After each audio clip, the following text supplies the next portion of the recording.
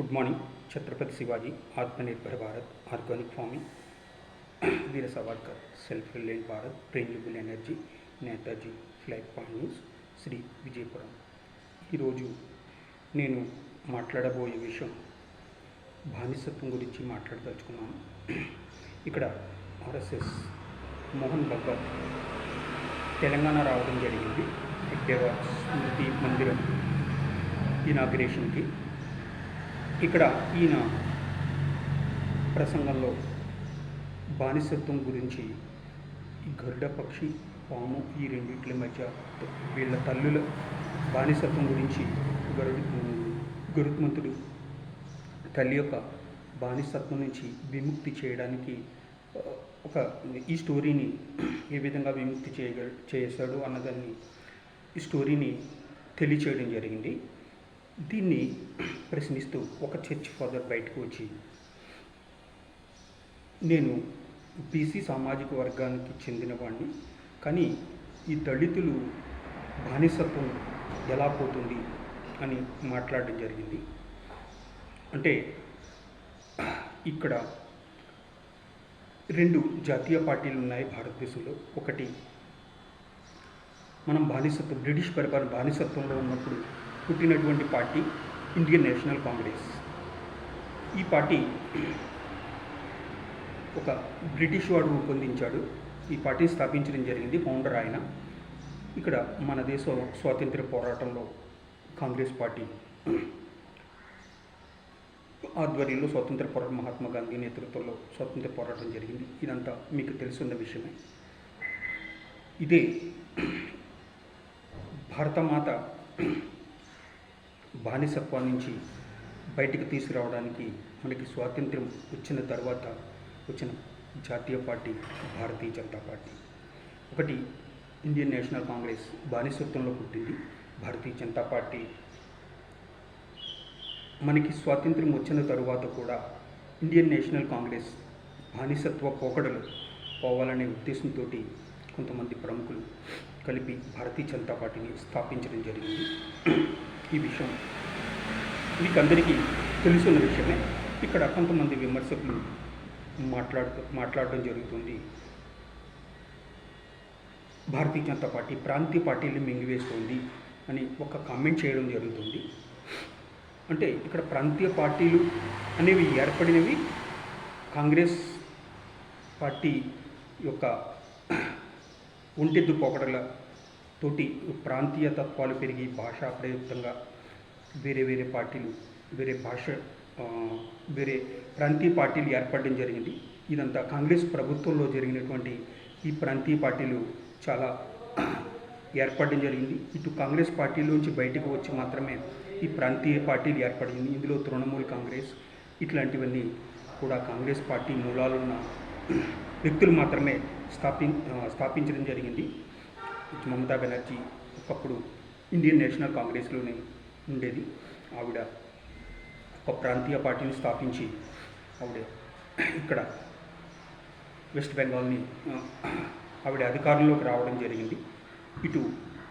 ఇప్పుడు వస్తున్న మార్పు అంటే జాతీయవాదంలో ఉన్నవాళ్ళు, జాతీయవాదాన్ని నమ్మేవాళ్ళు, ఇటు కాంగ్రెస్ ఆల్టర్నేటివ్ భారతీయ జనతా పార్టీ.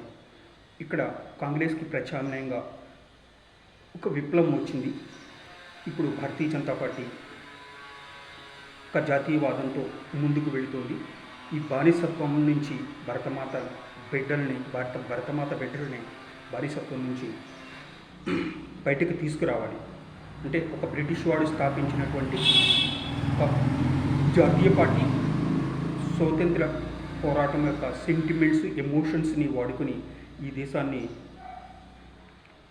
ఇంకా మనకి స్వాతంత్రం వచ్చిన ఒక 60 ఇయర్స్ వరకు కూడా భారతదేశ ప్రజలు బానిసత్వంలోనే బతకడం జరిగింది. ఇక్కడ ఈ ఈ స్లావియన్ మెంటాలిటీస్, మైండ్ సెట్, విదేశీ శక్తులు నడిపించే ఇటువంటి పార్టీని ఈ ప్రాంతీయ పార్టీ నుంచే ప్రాంతీయ పార్టీలు ఏర్పడడం జరిగింది. ఈ ప్రాంతీయ పార్టీలు ఒక నినాదం, మేము ఢిల్లీకి బానిసలము కాదు, ఇక్కడ వేరియేషన్, ఇక్కడ వేర్పాటువాదం, ఇట్లాంటివి స్లోగన్స్ కూడా మీరు వింటూ ఉంటారు. మేము ఢిల్లీకి బానిసలం కాదు. ఒక స్వతంత్ర పోరాటంలో వచ్చినటువంటి ఏర్పడిన బానిసత్వంలోంచి పుట్టిన ఒక కాంగ్రెస్ పార్టీ ఒంటెత్తు పొక్కడలు, ఒక ప్రాంతీయ పార్టీలు ఈ దేశంలో ఏర్పడడానికి కారణమైంది. తరువాత ఇవే ప్రాంతీయ పార్టీలు ఇప్పుడు మేము ఢిల్లీకి బానిసత్వం కాదు, గులాములు కాదు అని ప్రాంతీయంగా ప్రజల్ని రెచ్చగొట్టడం జరుగుతుంది. ఇటువంటి విషబీజాలు మన సమాజంలో నాటబడ్డాయి. ఇటువంటి మైండ్ సెట్ తోటి ఉన్నటువంటి ప్రజల్ని ఉత్తేజపరిచి ఒక జాతీయవాదంతో భారతదేశ ప్రజల్ని కుల మతాలకి అతీతంగా రాష్ట్రీయ స్వయం సేవక సంఘ్ ఒక ప్రయత్నం చేస్తుంది. ఈ ప్రయత్నంలో ప్రజల్లో ఈ ప్రాంతీయ పార్టీలు, ఇటు జాతీయ పార్టీ, రెండో పార్టీ, వీటి యొక్క అసలు స్వరూపాలు బయటికి రావడం జరుగుతుంది. వీళ్ళు చెప్పే అబద్ధాలు, ఈ కొన్ని విదేశాల నుంచి వచ్చినటువంటి ఈ మతాలు, విష ప్రచారాలు, ఇట్లాంటివన్నీ కూడా పూర్తిగా ఆర్ఎస్ఎస్ ప్రజల్లో అవేర్నెస్ తీసుకురావడం జరుగుతుంది. ఇది కిట్టని కొంతమంది ఆర్ఎస్ఎస్ మీద మతవాది అని, వీళ్ళొక విష పురుగులని, ఒక పాములని, ఇట్లాంటి వ్యాఖ్యలు రావడం జరుగుతుంది. ఇక్కడ భారతదేశంలో ఈ ప్రాంతీయతత్వం పోవాలి, ప్రాంతీయ పార్టీలు పోవాలి. అప్పుడే మన దేశం ముందుకు వెళుతుంది. ఇటు పొజిషన్ ప్రతిపక్షము, అధికార పక్షము రెండే పార్టీలు భారతదేశంలో ఉండాలి. అప్పుడే మన దేశం ప్రగతిగా ముందుకు వెళుతుందని నా అభిప్రాయం. ఈ ప్రాంతీయతత్వం పోవాలి ముందర. మనం భారతీయులుగా మనం బతకాలి అనే ఒక దృఢ సంకల్పం మన ప్రజల్లో ఉండాలి.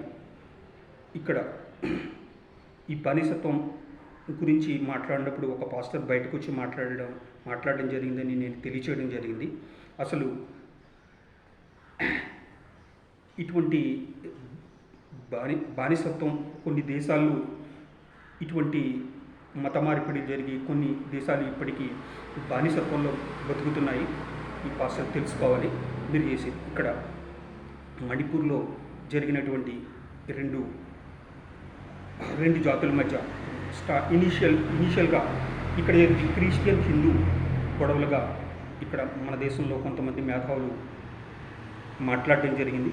తర్వాత క్రమేపీ వీళ్ళు స్టాండ్ మారడం జరిగింది. ఇటు రెండు జాతుల మధ్య గొడవ అని మాట్లాడడం జరిగింది. ఈ విధంగా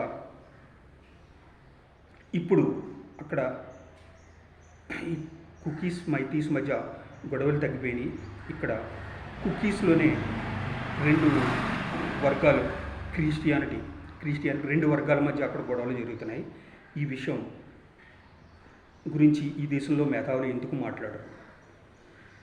పెద్ద ఇష్యూని చేసి మాట్లాడేది హిందూ క్రిస్టియన్స్ గొడవలాగా దేశంలో ప్రచారం చేయడం జరిగింది. మైథిలి కుకీస్ గొడవ, కుకీల్లోనే రెండు తెగల మధ్య గొడవలు జరుగుతున్నాయి. ఈ విషయాన్ని మీడియా ముందుకు వచ్చి ఈ మేధావులు ఎందుకు మాట్లాడట్లేదు? ఎవరు బానిసత్వంలోకి తీసుకెళ్తున్నారు? ఇక్కడ ఆంధ్రప్రదేశ్లో రీసెంట్గా ఆకివీడ్లో ఒక గుడి వివాదం మొదలైంది. ఒక గుడి నేపథ్యంలో ఇక్కడ ఉన్నది ఒక స్థలం ఉంది. అక్కడ అందరూ దళితులు మాత్రమే నివసిస్తున్నారు. అది ఒక గుడి. స్టార్టింగ్లో ఇక్కడ గుడి కట్టడానికి స్థానిక ఎమ్మెల్యే ప్రపోజల్ తీసుకొచ్చినప్పుడు ఇక్కడ కొంతమంది దళిత సోదరులు ఇక్కడికి వచ్చి, మేమందరూ క్రిస్టియన్స్, ఇక్కడ హిందువులు ఎవరు లేరు, మీరు దయచేసి ఈ గుడి ఇక్కడ కట్టవద్దు అని మాట్లాడింది. ఆయన అక్కడ విషయాన్ని వివరించడానికి ప్రయత్నం జరిగింది.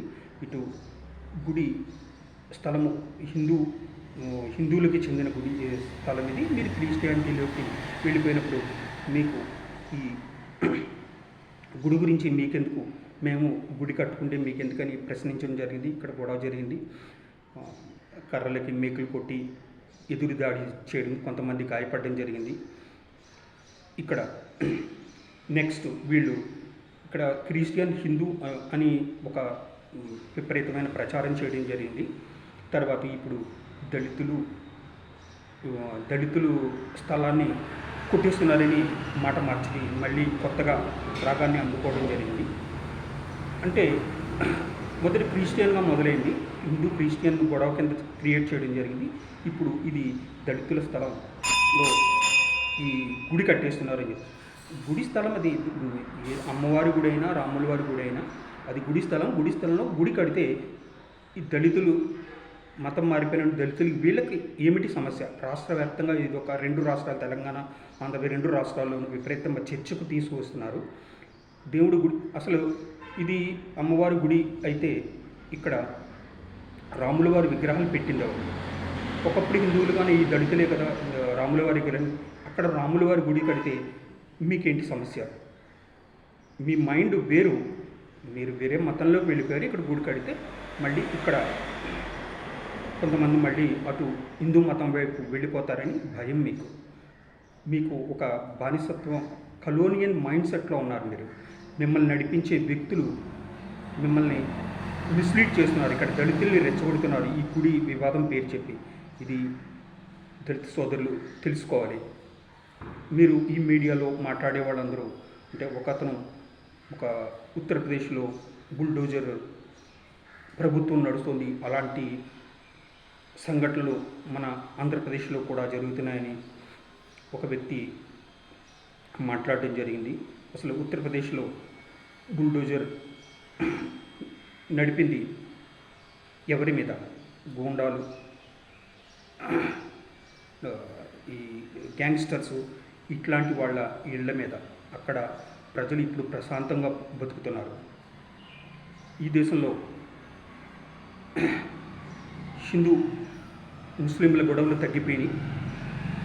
ఇప్పుడు చాప కింద నీరులాగా హిందూ క్రైస్తవుల మధ్య గొడవలు సృష్టించడానికి, కొత్త వేలో ఈ దేశంలో అల్లర్లు సృష్టించడానికి ఈ దక్షిణాది రాష్ట్రాలను ఉపయోగించుకుని మత ఘర్షణ సృష్టించడానికి కొన్ని ప్రయత్నాలు జరుగుతున్నాయి. ఇవి ఒక 3-4 ఇయర్స్ నుంచి జరుగుతున్నాయి. ఇది దయచేసి మీరు క్రైస్తవ సోదరులు, మీరు భారతీయులుగా ఈ దేశంలో అంతర్భాగమై ఈ దేశం కోసం పనిచేయాలి. నరేంద్ర మోదీ గారి సంకల్పం ఏదైతే ఉందో